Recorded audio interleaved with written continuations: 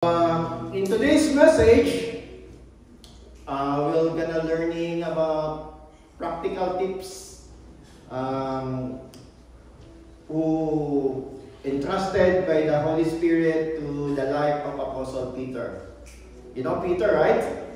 Peter, one of the disciples of the Lord Jesus Christ, and also one of his character is he is an impulsive Peter. So 1 Peter 4:7-11 in easy or English Standard Version. The end of all things is at hand, therefore be self-controlled, sober-minded for the sake of your prayers. Above all, keep loving one another earnestly, since love covers a multitude of sins.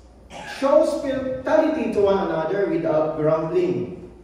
As each has received a gift, use it to serve one another as good stewards of God's varied grace. And last verse, whoever speaks as one who speaks oracles of God, whoever serves as one who serves with the strength that God supplies, in order that in everything God be glorified through Christ. To Him belong glory, dominion, forever and ever. Amen.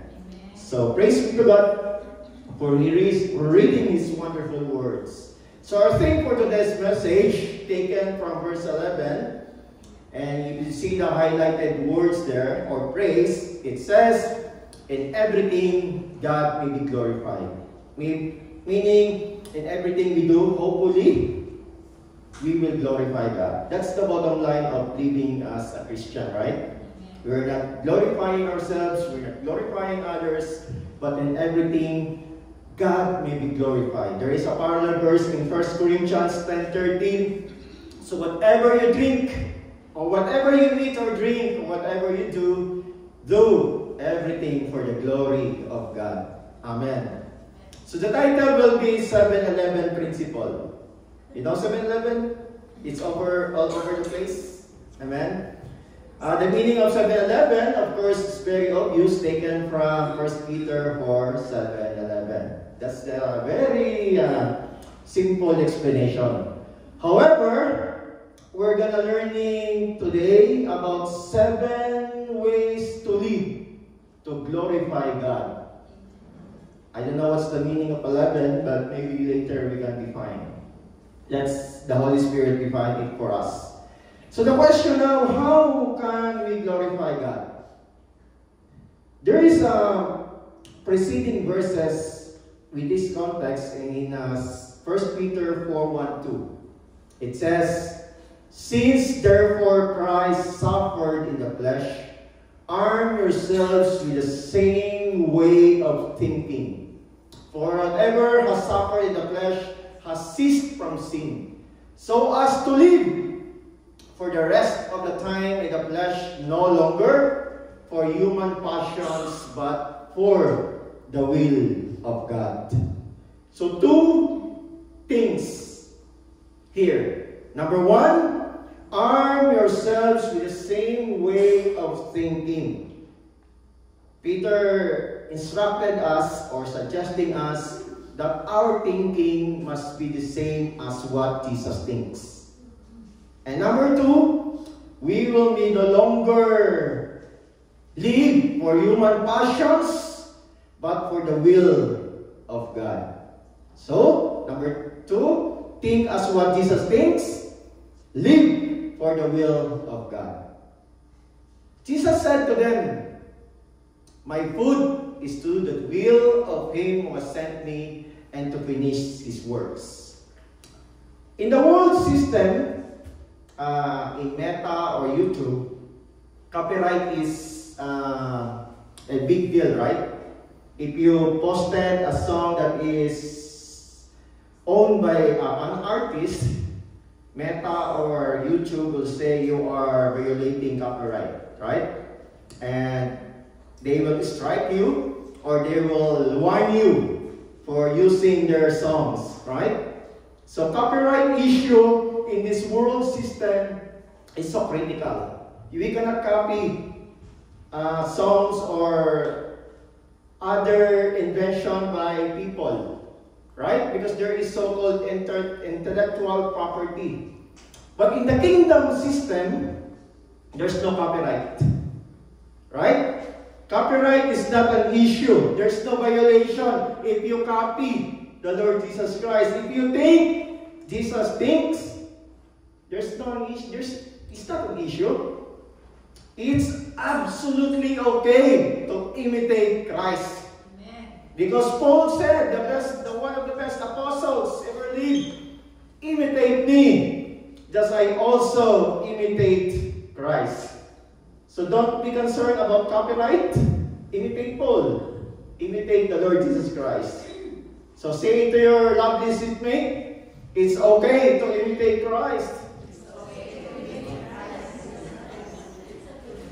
Amen? That's the mark of true and genuine Christian. Imitating Christ. When Bishop Dean was here maybe 2 to 3 weeks ago, one of his message, inspired through him by the Holy Spirit, he says that it's not how long we live, but it's all about how effective and faithful you live. Right? Do you believe that? Amen. King David just lived for 70 years. His son Solomon just lived for 70 to 80 years. John the Baptist just lived for 30 to 31 years. And how about Jesus? 33 years old. And yet, we still talk Jesus these days. Amen? So it's not about how long, but how effective and faithful we live. We hope and pray that we're going to leave a legacy for the next generation. Right? So while we are still alive and able, are you still alive and able then? Amen. So let's live effectively and faithfully, doing everything for the will and glory of God. Peter, the fisher of men, gave us few ways, like 7 principles, how to live effectively in accordance to the will of God. Are you ready to hear those principles? Amen. Amen. Number 1, in verse 7, the end of all things is at hand. So it must be first on our mindset. And that mindset is called andam. Who's Bisaya here? You know andam, right? Ready. But andam means any day, any moment. Any day, any moment, now, Jesus is coming back. Any day, any moment, now, you gonna die. Yeah. It's morbid, but it's true. Right? You have to be Boy Scout, Girl Scout. Amen. The end of all things is at hand. So we're going to study a little bit of psychology here. I would like to share to you a picture. I already shared this to small Bible study and some groups. It is called CBT, Cognitive Behavioral Therapy. It says there that what you think affects how we act and feel. And that's true, right? It's very true. I don't know what you feel right now. I don't know what you're thinking right now. But your behavior right now leads to this church. Right? I know you want to express your thanksgiving, your gratitude to God because of your mindset. I don't know what you're thinking before coming here. However, if you think those 3 ladies, you know those 3 ladies that always disturb our minds? Judith, Juna, and Juju. Right? What if those debts, your mortgage, your car loans, preoccupied your mind? I guess you're not coming here because you're going to be working. Because you're going to pay all those bills. Right? But I guess your thoughts right now is not more concerned of those three noisy ladies. Church, we live in the last chapter of God's story. Do you believe that? Amen. Verse 2 is very clear. So as to live for the rest of the time in the flesh, no longer for human passion, for the will of God. So in the last chapter of God's story, let's declare flesh no longer, but for the will of God. If you have this mindset of any day, any moment, Jesus is coming back, any day, any moment, I'm gonna be passing my paper, finished or unfinished, we will live with urgency. We will live according to our purpose. Amen? I don't know what tribulation you receive right now. If you receive a revelation to start, to plant an outreach, a church, open, lead a Bible study for discipleship, mentor the kids and the young ones, in the last chapter of God's story, do not procrastinate. Do it today. As what Nike said, just do it. To the couples, in this last chapter, not only couples, to everyone, in this last chapter of God's story, let's read. Do not waste time on petty arguments or unimportant distraction. Konting bagay, magpakatawaran na kayo. Amen? Sayang ang oras gugulin sa mga unimportant distraction or petty arguments. Let's virtue, patience, and understanding. Amen? Because what is your life? It is even a vapor that appears for a little while or a little time and then vanishes away. So church, have or develop an undone mindset. Any day, any moment, Jesus is coming back.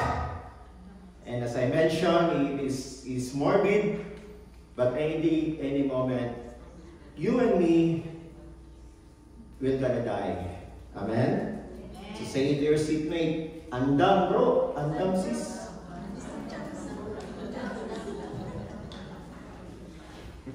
Amen. Number 2, Peter said, the end of all things is at hand, therefore be self-controlled.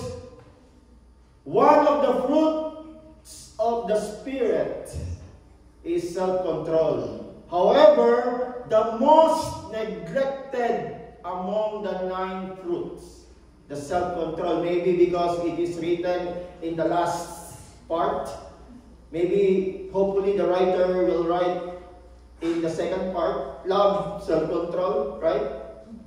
But no, it's one of the most neglected fruit, the self-control.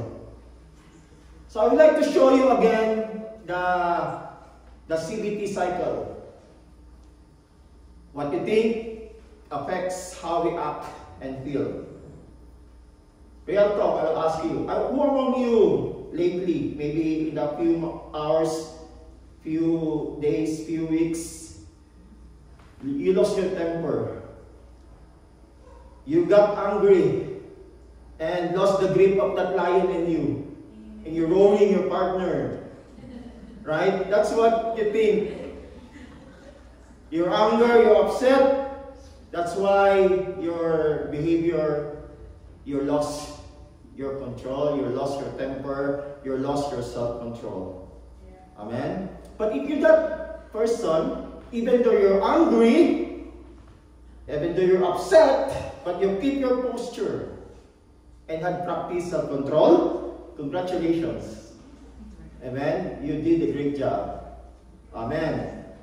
So one way to handle a difficult emotion is the exercise of self-control. Of course, human being We have emotional setback, right? Emotional distress. Sometimes we can speak criticism to others. However, we can do it in Jesus' way. Jesus was emotionally distressed as well during the event before his crucifixion. He's so distressed, but he handled it very well. He spoke to his disciples discreetly and constructively. We can do that.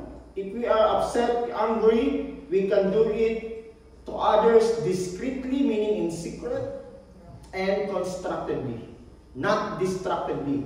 Our words must be encouragement and edifying. Amen?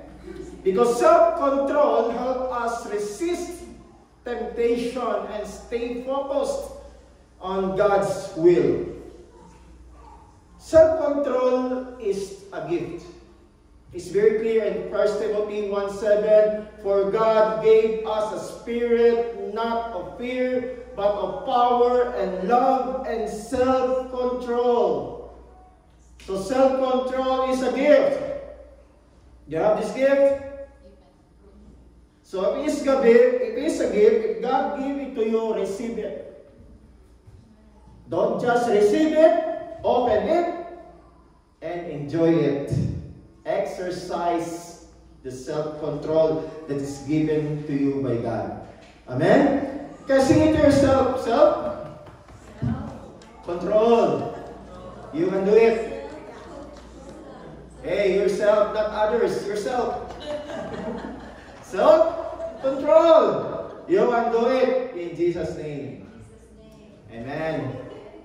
Number 3, Peter said, "The end of all things is at hand. Therefore, be self-controlled and sober-minded for the sake of your prayers." Sober-minded, meaning clear-minded, calm-minded, cool-minded. Who has that kind of mind today? Amen. More CBT explanation here. In this tech era, we are in tech era, right? Technology era, where likes, dislikes, heart matters. Very much. Very much. People will get suicide because people dislike them. Oh no. In this era, sometimes you text a friend or loved ones or a co-worker. Then when you text, no answer, no reply right away. So what's your thinking? What's your thought? Overthinking, critical thinking maybe. Oh, maybe he's or she's mad at me. And maybe what you're feeling right now, you become anxious. You become sad. And what's your behavior right now? You're gonna isolate yourself. Oh, he's mad at me. I'm gonna isolate myself. I'm gonna avoid them. Right? You see the flow?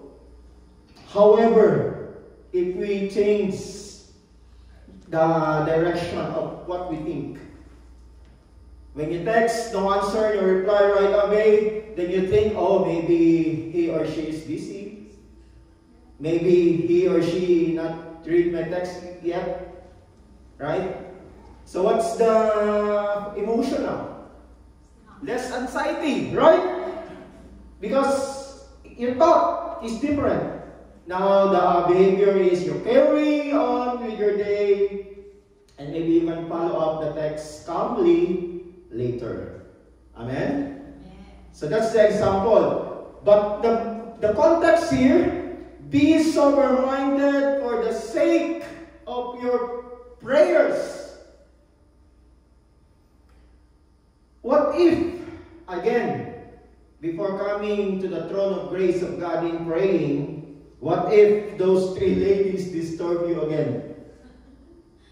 You're preoccupied with Jews, oaths, debts, financial struggles, and other problems like health of loved ones. That's why our prayers sometimes so distracted, out of focus, and disorder. That's why the author, Peter, said, specify for the sake of your prayers. I experienced that. That when I'm praying, my praying goes south to east because so many distractions. But Peter said, be sober-minded. Clear your mind. Amen? Because sometimes if we are distracted, we become lazy to pray. Because of the cares of this world, the problems, the anxieties. Right? Prayer loses effectiveness when our thoughts are scattered or clouded.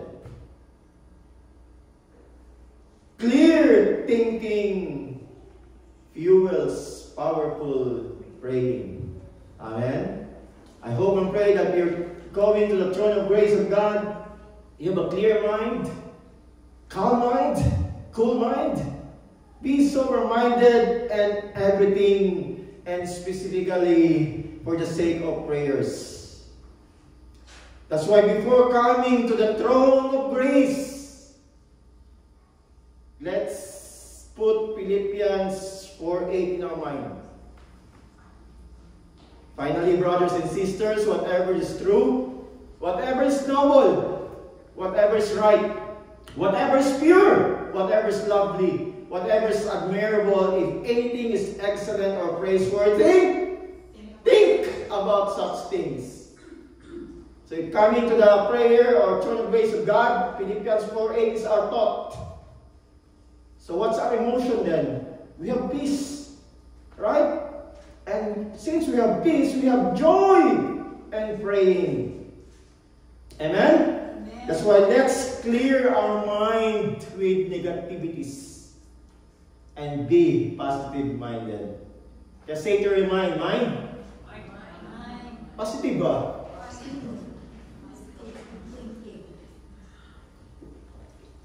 Amen.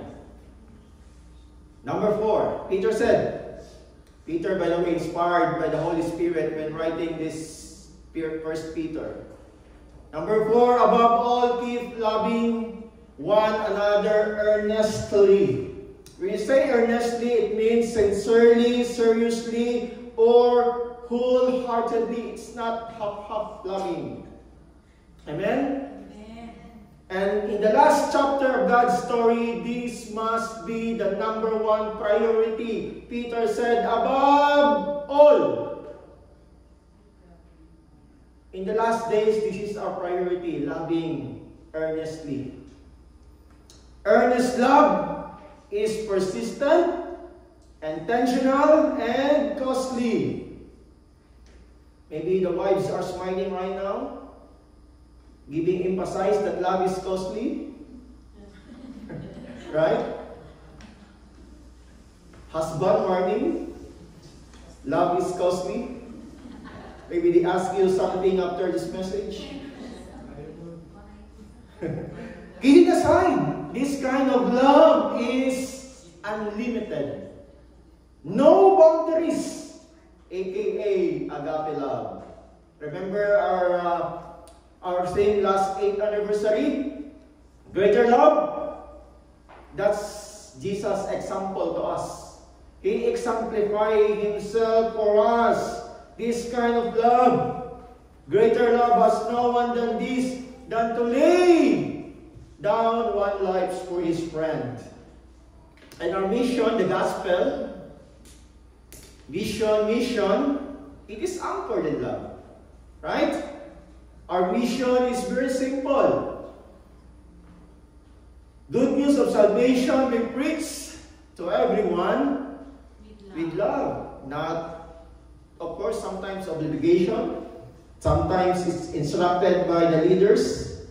But bottom line is, we must do it with love. Amen? That's why don't hate, but love. That's why instead of responding to others with anger, resentment, or bitterness, choose to respond with kindness, compassion, and forgiveness. Right? Let's see this CBT again. If you set your mind on things above, not on things on the earth, so that's future joy, right? You're thinking the future joy. Now your emotion, you're gonna love others. You're gonna share the agape love that you experience because that future joy. And the behavior, you'll be kind, you'll be compassionate, and you'll be forgiving. Amen? So maybe, Pastor, how to check if I have earnest love? So let the Bible check it for you. In Romans 12:21, if you have this kind of love, people will do evil, bad words, negative on you. What's your response? Not evil, because it's love that pushes through offenses and hardships. If you experience offense from others, that love will push that one. If you experience hardship, that love will push that one. And people will mock you, persecute you, saying negative to you, negative report to your supervisor, maybe evil things to you. You have this kind of love if you exercise Romans 12:21. Do not be overcome by evil, but overcome evil with good. So don't give up, don't quit, don't stop, but keep loving one another earnestly. Malayo na tayo, pero malayo pa. It's so soon to quit, my brothers and sisters. Keep loving wholeheartedly. Kaya say to your seatmate, don't hate but love.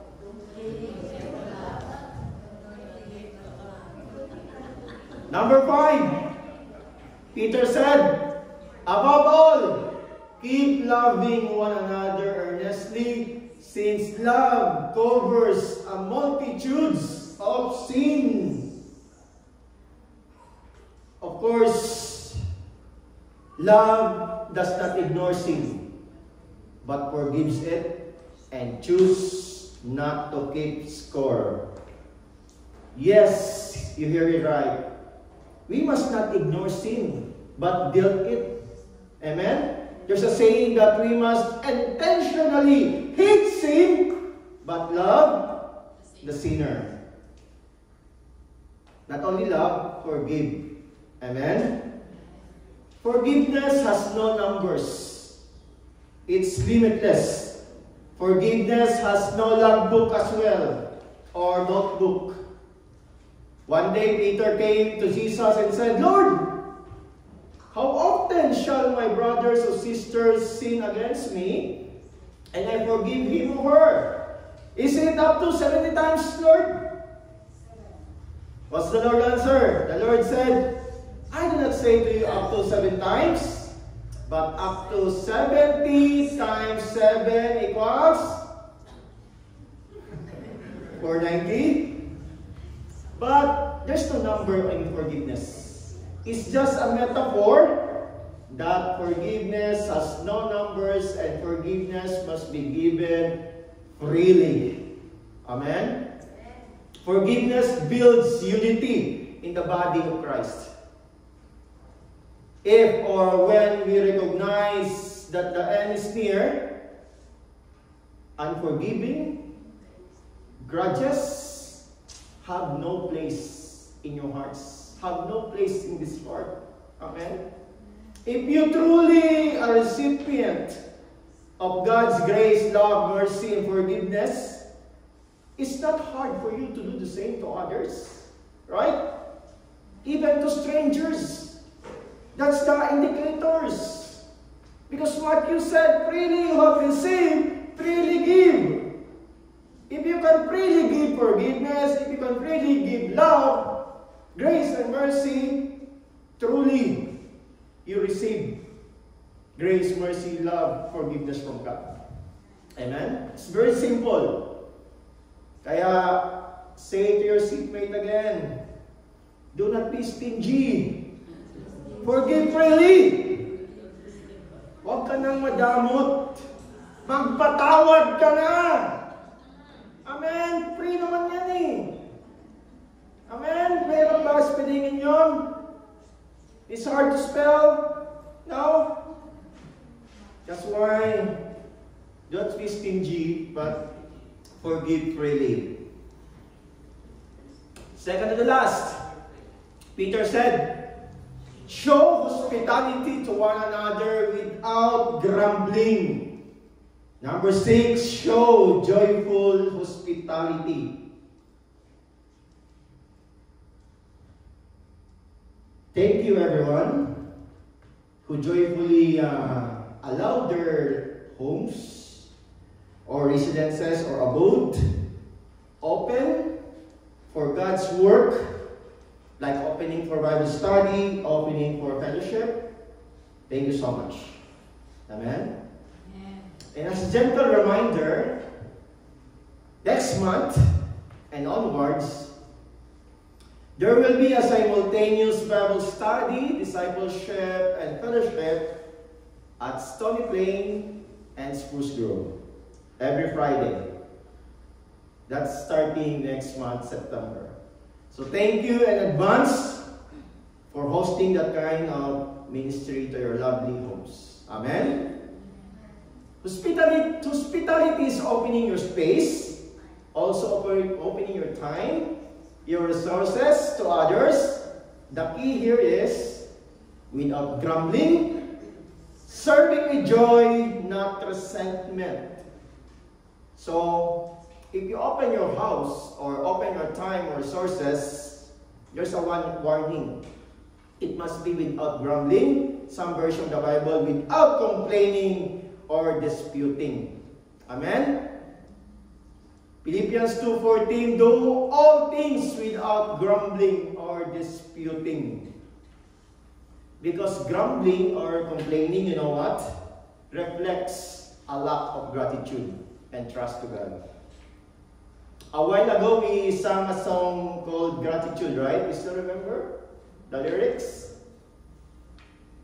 I tried to sing that one line. Go sing with me because I don't know how to sing. Sing it.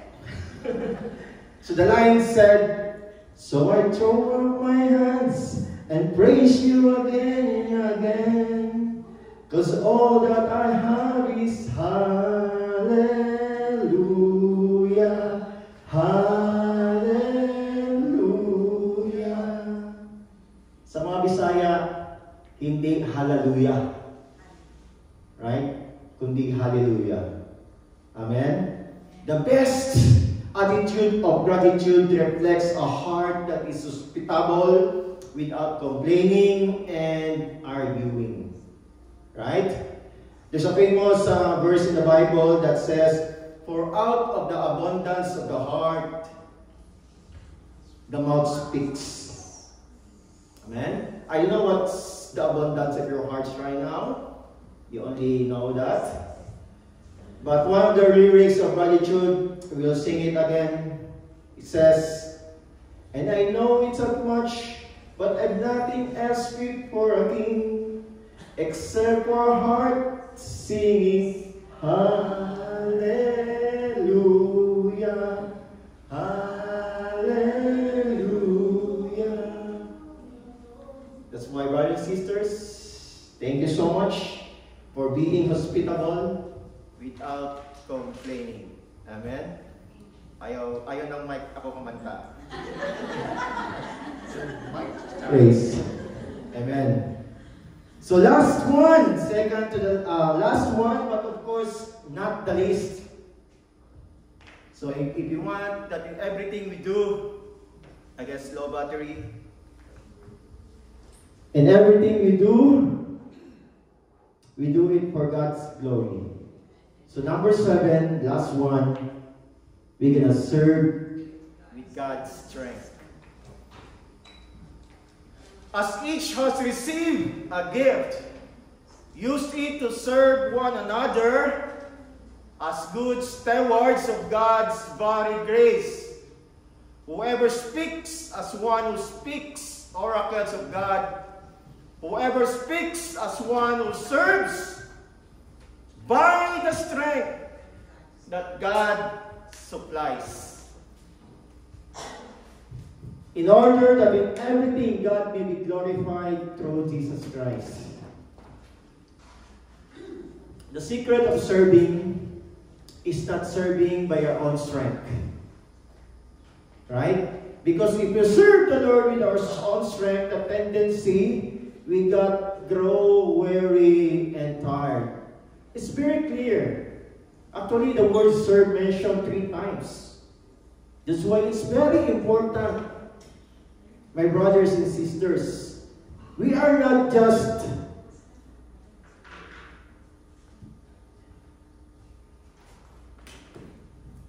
can you play the slide, please?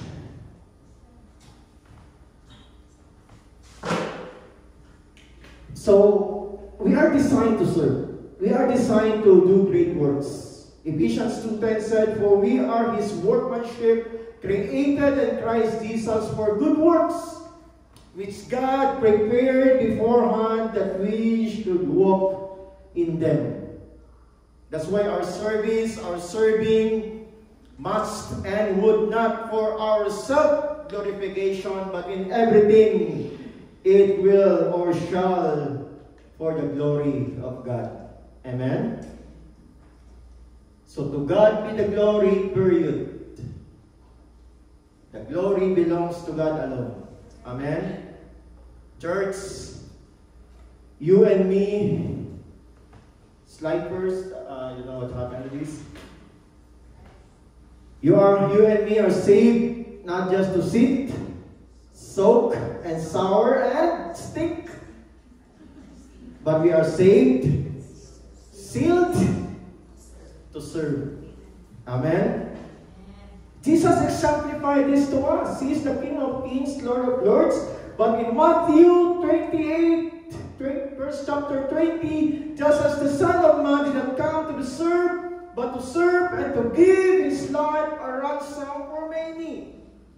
That's why, brothers and sisters, men and women of God, youth, kids, every believers has gifts, talents, time, treasure to steward for God's glory. Amen? Honestly, I have a question for you. Who wants to serve the King of Kings and Lord of Lords? Amen. Amen. Serving God, we cannot see God. That's why we cannot serve people. Right? That's why if you say yes, I hear majority of you. So you must engage and involve intentionally to the manifold of ministries in this present church and in the future outreach. Amen? If we serve God, we must serve not by our own strength, but by the strength that God supplies to us. Psalms 28:7, "The Lord is my strength and my shield. My heart trusted in Him, and I am helped." And right now, I am officially announcing to you, maybe you already heard the news, or maybe you didn't hear yet from me. I will officially announce that we will be starting Spruce Grove Outreach. Not next year, next month. And will be officially launched, blessed by our national coordinator, Pastor Susan. She will be here on September 7 at 10 a.m. The Sunday services of Spruce Grove Outreach will be every 10 a.m. up to 11:30. So no conflict on our schedule. If you want to grow deeper, you can attend Spruce Grove Outreach, and after that you attend Sunny Plain Church. Amen? The location in Spruce Grove Outreach still to be announced, because we don't have a permanent place yet or venue. Opening or starting Spruce Grove Outreach is a leap of faith. We don't have a place of worship, no musical instruments, However, we believe God will provide along the way. Amen? Opening or starting Spruce Group Outreach will open a lot of opportunities to serve. And I heard you want to go. You want to serve, right? Will open opportunities to serve God both here in Stony Plain Church and Spruce Group Outreach. Amen? And right now, we have 9 adults committed to serve and help Spruce Group Outreach to thrive for God's glory. I say 9 adults because I don't want to force the youth for now to come to Spruce Group Outreach because they have their own service every other Sunday. Amen? And that's another praise report. You want to have a praise report, Pastor Rolani? No? And praise God, we started already. This is Spruce Stony Plain Youth Service the other last Sunday and next Sunday and onwards every other Sunday. Amen? That's why there's so many opportunities to serve. Amen? And thank you once again for opening. Thank you, God, for opening the youth service and opening the Spruce Group Outreach. And that's the 11th principle comes in. Are you excited for the 11th principle? It's very quick. Don't worry. I believe when we live and do the 7 principles, the untamed self, self-control, sober-minded, loving earnestly, forgive freely, joyful, hospitality, serve with God's strength, it will be resulted to 11. God will raise 11 effective and faithful pastors, teachers, evangelists, prophets, apostles, worship leaders, instrumentalists, givers, ministry heads, disciple makers, and missionaries. Amen? So we will not stop this ministry, but we're going to support it. And it's not limited, my brothers and sisters. More churches, more outreach will be planted in the surrounding area. GILGM is not designed for mega church, but for small church. So that everyone, all of us, have the privilege of opportunity to serve God. Amen? Amen. One day, by God's timing, I mentioned, we're going to open another outreach churches in Parkland County, St. Albert, and beyond. Amen? I will show to you one picture here. We were in Davao last May. And they are called GILGM Davao City. And you know the numbers? They are just around 20 members. Amen? Compared to our numbers right now, we're approximately 50 to 100. Amen? So church, do not be discouraged, dismayed, seeing less numbers of attendees in the future, maybe next month. Treat them as a challenge.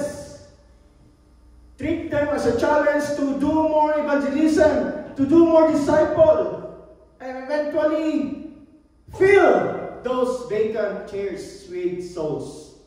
Amen? You want to do that? Are you willing to do that? Amen. Amen. So lastly, I will show to you again the CBT. Think heavenly, and our emotion must be heavenly, and our actions will be heavenly. Amen? Isip makalangit, emosyon na makalangit, galawang makalangit. Amen? So stand up to your feet, church, and declare once again that today we will be decided once again to follow Jesus. No turning back. Spruce Grove Outreach Stony Plain Church We're gonna serve Him with all our hearts, with all our soul, with all our spirit. And right now, as we sing this song personally, talk to the Holy Spirit what His instruction to you, what His calling to you, what His purpose for you. As we read a while ago, we are not just saved to sit, sow, sour, and stink. But we are saved, sealed by the Holy Spirit to serve. And right now, we're opening a lot of opportunities to serve. Church, in the last chapter of God's story, do not procrastinate, but just do it. Do not let that what if in the future, the what if question in the future, that you're saying, what if I do that? What if I step up to my faith?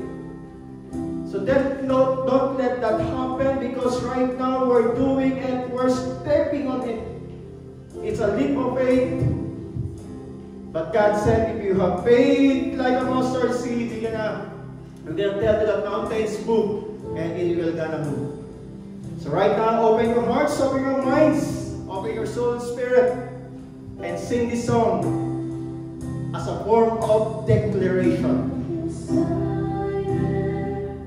To follow Jesus, I have decided to follow Jesus. I have decided to follow Jesus. No turning back, no turning back.